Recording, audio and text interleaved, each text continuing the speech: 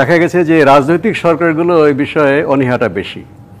নির্বাচনটা যা আমাদের সময় এরশাদের সামরিক শাসনের নির্বাচন হয়েছে, অবশ্য এরশাদ ভেবেছে যে নির্বাচনটা দিলে ছাত্র সংগঠনগুলোর মধ্যে প্রতিদ্বন্দ্বিতা হবে, মারামারি হবে, তা আন্দোলনটা ভুলে যাবে। এটা তাদের একটা এজেন্ডা। তবে রাজনৈতিক সরকারগুলোতে যারা দায়িত্বে থাকেন তারাও তো ছাত্র রাজনীতিরই ফসল।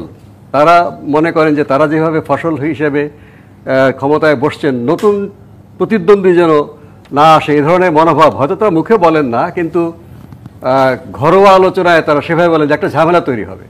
দেখুন, আমরা যে দীর্ঘদিন আমরা একটা শাসনে ছিলাম, যদি ছাত্র রাজনীতি ডাকসু নির্বাচনের মাধ্যমে প্রকাশ হতো এবং বিরোধী দল, সাধারণত ঢাকা বিশ্ববিদ্যালয়ে বিরোধী মতের লোকেরা এই সময়ে ছাত্র সংসদ সরকারের বিরুদ্ধে ভূমিকা রাখতো আন্দোলনে, তাহলে এইরকম একটা রক্তাক্ত গণঅভ্যুত্থানে তাদেরকে পালিয়ে যেতে হতো না, একটা শান্তিপূর্ণ পরিবর্তন হতো বা শান্তিপূর্ণ নির্বাচনের মাধ্যমে এটা ক্যাম্পাস থেকে প্রতিবাদটা আসলে আগে অন্যান্য স্বৈরাচারী সরকার কিন্তু এভাবে বিদায় নেয়নি।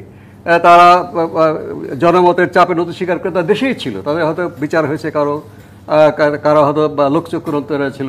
কিন্তু এইভাবে যে ছাত্র আন্দোলন, শ্রমিক আন্দোলন, পেশাজীবী আন্দোলন সবগুলোকে যে একেবারে জোর করে বন্ধ করে রাখা অথবা একটা প্রহসন করে তাদের পক্ষের লোকদেরকে নিয়ে আসা, এটার ফলাফল তো ভালো হয়নি।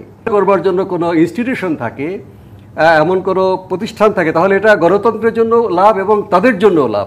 তারা একবার পরাজিত হবে, পরবর্তী পর্যায়ে আবার তারা জনগণের কাছে রায় চাইতে পারে।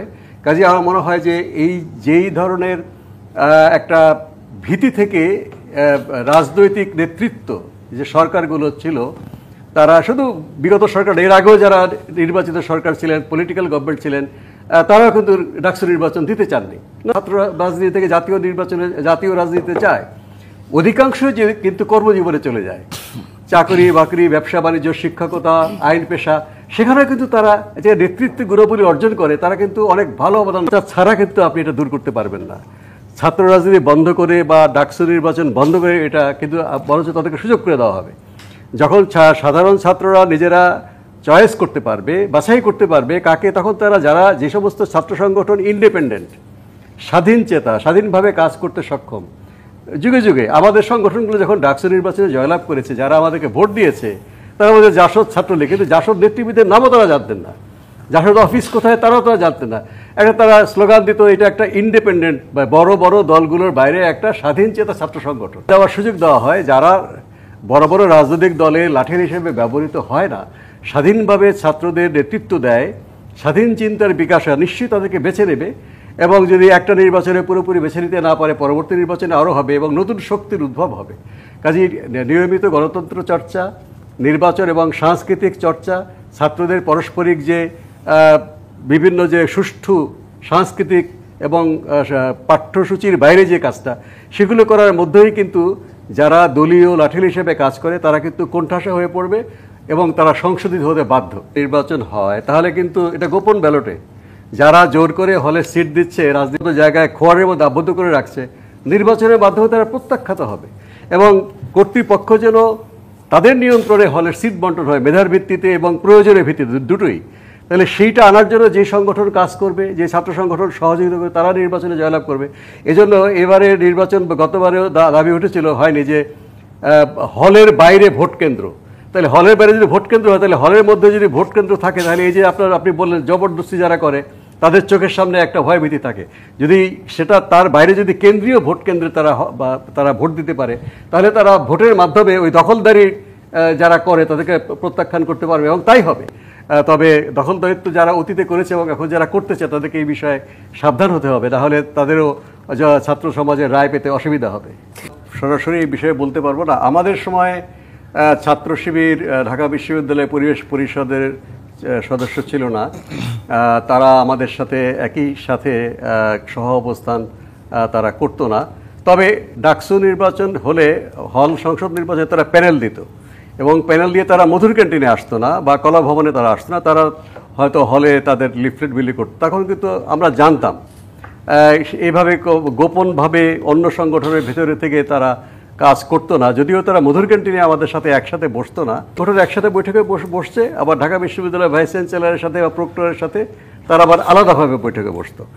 পরোক্ষ যোগাযোগ ছিল বা অনানুষ্ঠানিক যোগাযোগ ছিল, এই ধরনের মানে পরিস্থিতি ছিল না আমাদের সংগঠনের। বলি আমাদের ছাত্রলীগ, জাসদ ছাত্রলীগ বা বৈজ্ঞানিক সমাজের ছাত্রলীগ, আমাদের বাকশাল যখন হলো আমাদের সংগঠন প্রকাশ্যে ক্যাম্পাসে কাজ করতে পারতো না, কিন্তু আমরা কিন্তু আওয়ামী লীগ ছাত্রলীগ ভেতরে আমরা সদস্য হই নাই। আমাদের যারা সদস্য ছিল তারা হয়তো প্রকাশ্যে মধুর ক্যান্টিনে আসতে পারতেন না, কিন্তু তারা হলের ভেতরে তারা পোস্টার করা বা দেয়াল লিখন। এখন তারা কিভাবে কার্যক্রম করছে, এখন তো পরিস্থিতিটা ভিন্ন। এখন ছাত্র শিবির বা এই ধরনের সংগঠন যারা পরিবেশ পরিষদের অন্তর্ভুক্ত ছিল না, তারা এখন প্রকাশ্যে কাজকর্ম করছে।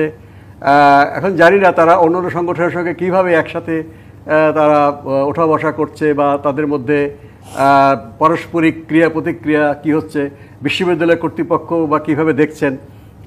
তবে এটা হচ্ছে যার যার সংগঠনের কৌশল। সংসদ নির্বাচন যেগুলি হবে জাতীয় নির্বাচনের আগে, এটা একটা উদাহরণ সৃষ্টি করুক যে কীভাবে ছাত্ররা শান্তিপূর্ণভাবে তাদের রায় দেয় এবং তাদের নেতৃত্ব বেছে নেয়। এবং এই ছাত্রদের যারা অগ্রজ, তারাই তো জাতীয় নির্বাচনে প্রার্থী হবে বা তারা রাজনৈতিক দলগুলো নেতৃত্ব করবে। কাজে অগ্রজরা এখান থেকে নিশ্চয়ই একটা ভালো জিনিস পাবে। এবং আমি মনে করি যে জাতীয় সংসদ নির্বাচনের আগে এটা একটা মহড়ার মতো হয়ে যাবে, জাতীয় নির্বাচনে হবে। এবং নেতৃত্ব নির্বাচন ছাত্র যাদের করবে, জাতীয় সংসদ নির্বাচন যদিও একটি ভিন্ন ধরনের, তারপরেও একটা আমি মনে করি যে প্রভাবটা পড়বে, সেটা একটা ভালো প্রভাব পড়ার একটা আশা আছে। এরকম অন্তর্বর্তীকালীন সরকারের সময় নির্বাচন তো আসলে আগে হয়নি।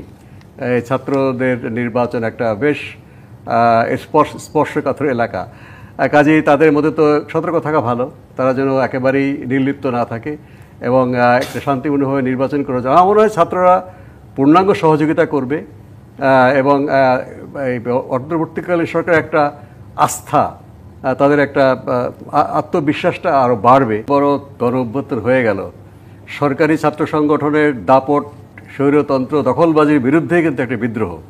নতুন করে কেউ যদি দখলবাজি করতে চায় তারা কিন্তু সহজে এটা করতে পারবে না এবং তার বিরুদ্ধে ছাত্র সমাজ নিশ্চয়ই প্রতিবাদ মুখর হবে। এবং আমার মনে হয় এই সাহসও কেউ করবে না, কারণ নিকট অতীতেই এই ধরনের দখলবাজির বিরুদ্ধে একটা প্রচণ্ড গণপ্রতিরোধ গড়ে উঠেছিল।